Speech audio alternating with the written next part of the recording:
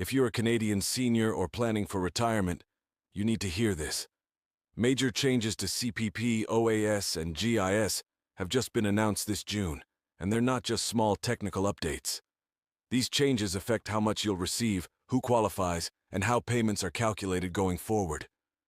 Whether you're retired, about to retire, or supporting a senior, this update could directly impact your monthly income and your peace of mind.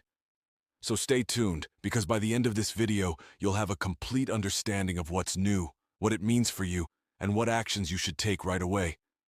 Let's start with the Canada Pension Plan, CPP. In early June, federal and provincial finance ministers finalized a series of long-awaited reforms to reflect today's economic challenges. With inflation staying stubbornly high, housing costs rising, and basic expenses becoming harder to manage, the need for updated pension policies has never been more urgent. The first and most significant change is the increase in the maximum pensionable earnings threshold. For 2025, the ceiling has now risen to $73,200, up from $66,600 last year. Why does that matter? Because the CPP benefit you receive in retirement is based directly on your contributions throughout your working years. So, with this new ceiling, employees and employers will both contribute more. But this also means future benefits will increase for those still working. That's good news if you're contributing now, but what if you're already retired? Here's the part you need to pay attention to. CPP is now using a revised cost of living adjustment model. Starting this month, CPP benefits will rise more consistently with inflation. Rather than trailing behind real-world costs, the indexation formula has been improved to better protect purchasing power for seniors. That means your CPP checks should now keep up with inflation more reliably, reducing the squeeze on your budget. But there's more. For years, caregivers have asked for recognition in pension calculations, and now it's happening. A new caregiving enhancement to the dropout provision has been introduced. Previously, if you had low-earning years due to unemployment, illness, or raising a child, those years could be dropped from your CPP benefit calculation to avoid dragging down your average earnings. Now the rules go a step further. Starting this June, if you spent time caring for a dependent, whether a child, a spouse with a disability, or an aging parent, those years will be factored in more favorably.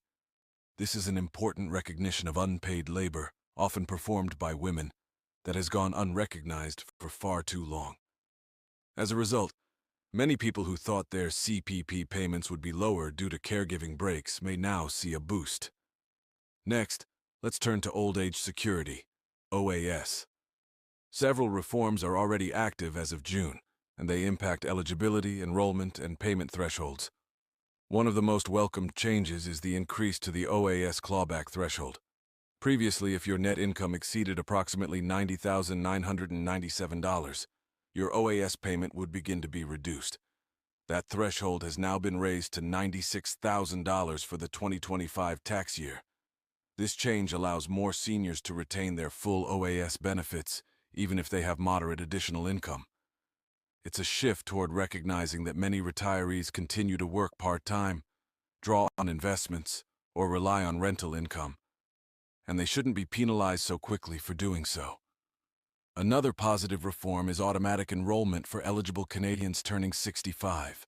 In the past, seniors had to manually apply for OAS, sometimes resulting in delayed payments or missed benefits. But now, thanks to data already collected through CPP records, the government is automatically enrolling many applicants. If you're turning 65 soon, check your MyService Canada account to confirm your status. If something seems off, make sure your address and banking information are current to avoid disruptions. And here's an update for those 75 and older. The 10% permanent increase to OAS payments, introduced in 2022, is still in place and indexed to inflation. That means as of June 2025, those aged 75 plus will continue to receive a higher monthly benefit than younger retirees. This supplement has been a lifeline for many older seniors dealing with rising healthcare and housing costs. So what are the new payment numbers? For seniors aged 65 to 74, the maximum monthly OAS payment before taxes is now just over $713. For those aged 75 and over, the amount is over $784. These numbers are adjusted quarterly for inflation, which is vital in today's economy where every dollar counts. Now let's look at the Guaranteed Income Supplement, GIS. This benefit supports the lowest income seniors, and June brought some notable updates. First, asset declarations are now under tighter review, particularly for couples. So if you or your spouse receive GIS or are applying for it, double-check your reported income and bank assets. Any discrepancies or delays in documentation could result in suspended or reduced benefits. To prevent undue hardship, the government has also launched a faster reassessment option for GIS recipients. In the event of a spouse's death, job loss, or another sudden drop in household income, seniors can now request an immediate reassessment. Instead of waiting months for adjustments, some applicants may see their GIS amounts revised and topped up within just 30 days. That's a critical lifeline in times of crisis, and demonstrates a more responsive approach to income volatility among seniors. Let's take a moment to summarize what we've covered so far, because these are big updates, and it's easy to lose track. CPP contributions and maximum earnings are going up, which means higher future benefits for contributors. A revised indexation model means current CPP payments now rise more in line with real inflation. Caregiving years are now treated more favorably under the new dropout rules, potentially increasing CPP amounts for caregivers. The OAS clawback threshold is now $96,000, protecting full payments for more seniors with modest extra income. Automatic OAS enrollment is expanding to reduce missed payments. Seniors over 75 continue to receive a 10% OAS bonus, adjusted for inflation. GIS reviews are tightening, but emergency reassessments are now faster and more flexible. Now, here's what seniors should do today to make sure they're getting the benefits they deserve. 1. Log into your My Service Canada account. Review your current CPP, OAS, and GIS benefit amounts. Make sure your direct deposit and contact details are correct. 2. If you're turning 65 soon, confirm your automatic enrollment for OAS and CPP.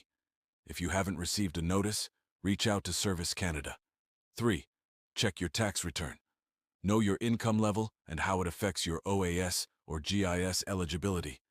Even small differences can lead to clawbacks or bonus payments. 4. If you've been a caregiver, consider requesting a reassessment of your CPP if those years affected your income. These new rules might increase your benefit. 5. Stay organized.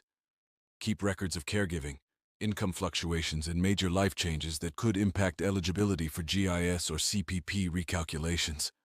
It's also important to mention that these June reforms represent